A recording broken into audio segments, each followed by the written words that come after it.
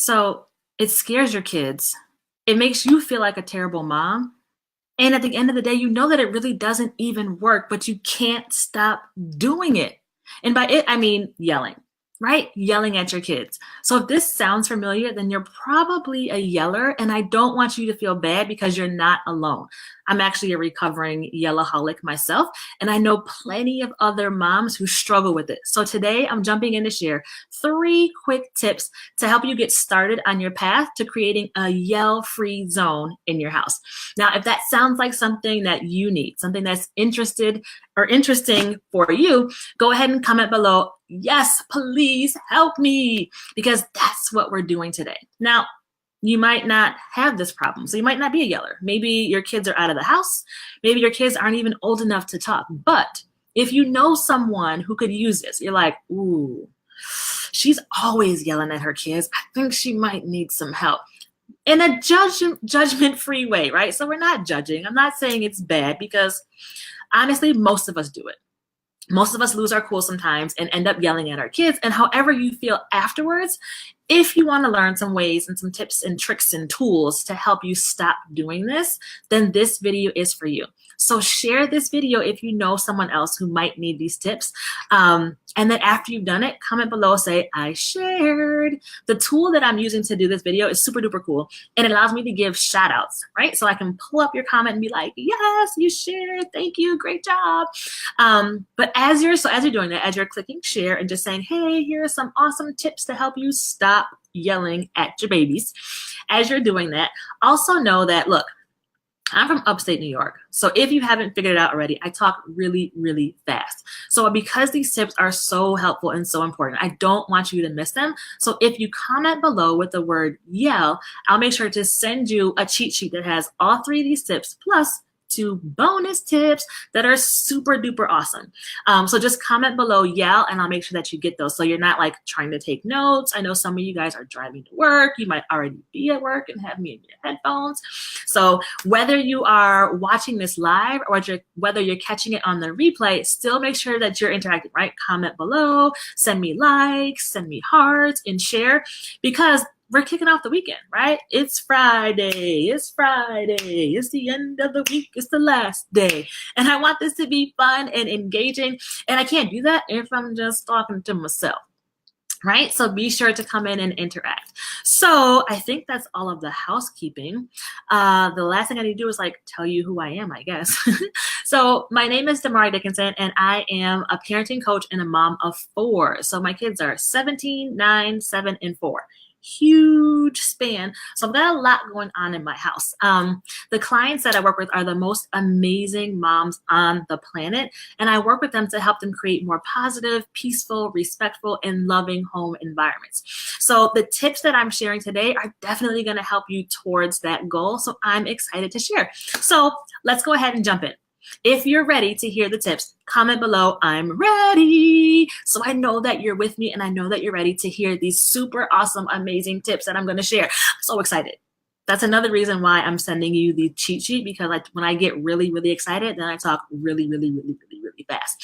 And I've been trying to practice slowing down, but it's not working. So I'm like, let me just send you the goodies so that you can kind of try to keep up. And if you can't, you can go back and look at the cheat sheet. So are you ready? All right. Let's go. Here's the very first tip. And this is something that I actually talked about last week, but the first thing to help you not be a yeller is to know your triggers. So triggers or emotional triggers are just things that other people can say or do that trigger your emotions, right? So they take you there, they make you get riled up and you're like, ugh, ugh. And a lot of times we don't know, or we haven't taken the time to really identify what our triggers are, but your kids know. Your kids know exactly. People say like, oh, they're pushing my buttons, right? Because they know what to do to make you get really riled up. They can take you there in a second. And sometimes they do that just because they know that they can, right? So taking the time to really say, what is it that my kids do that really irks my nerves, that really bothers me? And here's the thing. to be honest, it's not really about their behavior. It's about what you're attaching to their behavior. So something happened in your past that made you think about that behavior in a particular way, whether it made you upset, whether it made you, feel disrespected, it makes you feel some type of way that riles your emotions up. So the thing is, that's when you start yelling, right? When you get upset, you're like, "Rah, why would you do that?" And until you can identify those triggers and really start to heal them, it's going to be really hard for you to stop yelling because you're still going to get, you're still going to get to that level. So for me, one of my triggers is I really, really, really, really hate it when people ask me the same question over and over again. Like, it drives me banana. It triggers me. And when I get triggered from that, I either shut down and stop talking altogether, or I start yelling, right? If that's one of your triggers, comment below. Yep, me too. If not, and you know what your triggers are, share them. What is it that happens that makes you really, really upset, right? Now, when my daughter used to do this, she just turned 4 the other day. My baby is 4. But when she was 2 years old, she would keep asking me the same thing over and over and over again. And like the first 6 times, I would try to answer the question. And then I'd be like, I know you hear me, because she's repeating every time I say it. Mom, where are we going? To drop Kanaya off for school. Mom, where are we going? To drop Kanaya off for school. Mom, where are we going? Right? And then I went to drop, right? And I want to start yelling. But then I had to stop and reflect and try to figure out, like, why is this triggering me? Why is me having to repeat myself making me so upset? And I realized it was because, at a certain point in my life, when I was at Johns Hopkins, I was only, one of the only Black females in the master's program PhD program, but I quit and got my master's. In that PhD program in computer science, like, people were questioning whether or not I should be there. And they were asking me these questions, and they would ask me again, like, when I would answer correctly, like, wait, does she really know that? Does she really get that? So now when that happens to me, and even if it's my kids or, when it's my husband, when someone's asking me the same thing over and over again, I feel challenged and I feel like they're attacking my intelligence.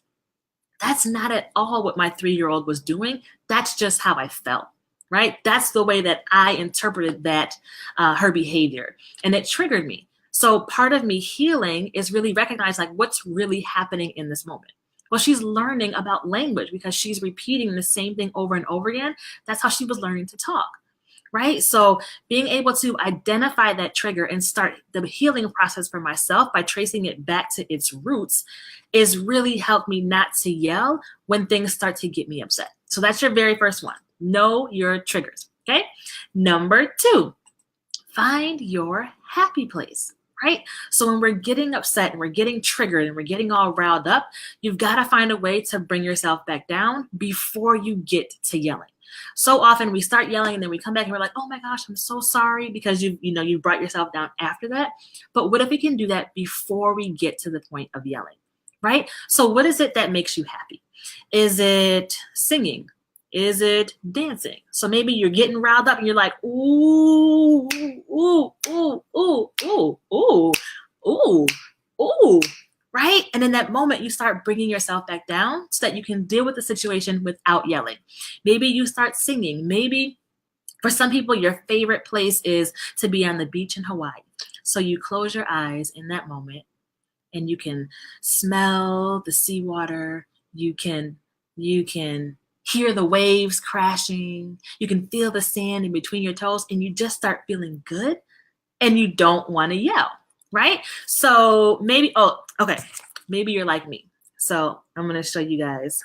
I actually had to do this last night because my daughter was trying to trigger me and I was tired, right? So for me, I also have physical triggers. When I'm tired, I just yell and I'm like, let me alone. So this is, I hope you can see this. This is my happy place. Hey, Leroy. So if you watch any of the Chicago shows, Chicago PD is my favorite, and I absolutely love this beautiful man right here. So I have these pictures on my phone that help me go to my happy place.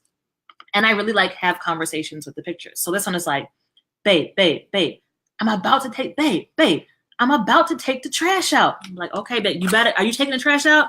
Then there's another one. Hold on. Then there's this one. Woo! He's like, oh, okay, babe, I don't want to leave you, but I got to go back on set. I'm like, but don't go. He's like, okay. Like 5 more minutes. I could say 5 more minutes. Okay, so that right there, like right now, I'm in my happy place.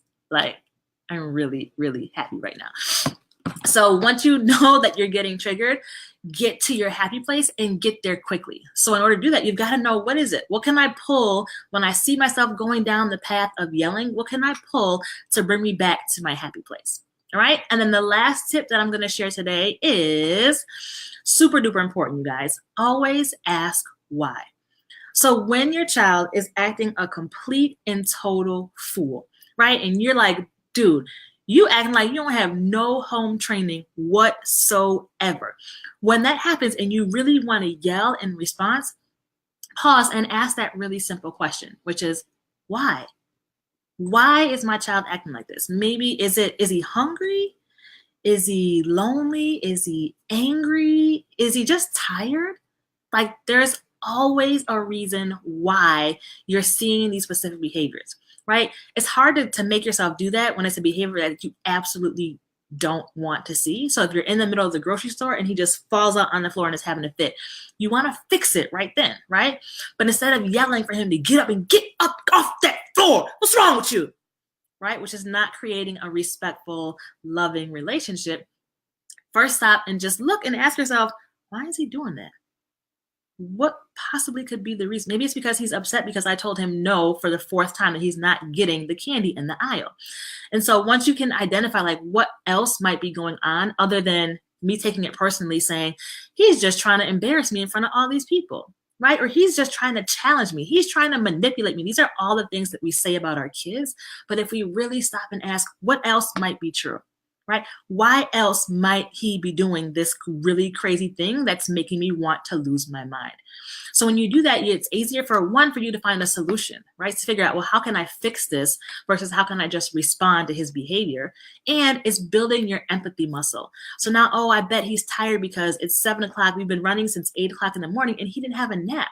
Right? Or it's 2 hours past his normal dinner time and he hasn't eaten yet, so he's probably really hungry. That's why he kept asking for the candy, right? So if you notice that, your first reaction when something goes wrong or when your kids have these behaviors that are just so terrible, it makes you feel like you're losing as a mom. If your first response is to yell, I'm going to challenge you to think about these 3 tips. Think about why you're being triggered. How can you get to your happy place? And then really dig deep and to figure out like, why is this happening? What is really going on? All right, so those are my 3 tips for today. If any of them were helpful, be sure that you share this video for your friends and family. I always say that friends don't let friends parent poorly. So if you know someone who's struggling with this, make sure that you are sharing these tips with them. And again, comment below, yell to get all 3 of those tips sent to you with the 2 bonus tips that are super duper awesome. So thank you for jumping in. Thank you for joining me. Thank you for listening to these tips. And I will be back again next Friday at 9 a.m. Eastern right here with more tips to help you become a more positive and purposeful parent. Now, Friday's a long time from now. If you're really serious about this and you know that you're going to try these tips out and you can't wait until Friday, you can just send me a message if you have questions as you're going through these tips. And you can also jump on my email list because every Tuesday I send out emails with more tips, more tools, more support to really help you on your journey to be a more positive and purposeful parent. So if you comment below with the word email, I'll make sure that I connect you to my email list so you can start getting those tips directly in your inbox. All right. Thank you so much for jumping in and joining me today. It was an absolute pleasure to spend this time with you. But that's it for today. That's all I got. I'll be back again next Friday. So hopefully I will see you then with more tips and tools to help you become a more positive, a more purposeful parent, and to really fall back in love with being a mom. All right. That's it for today. I'll see you next time. Mwah! Bye.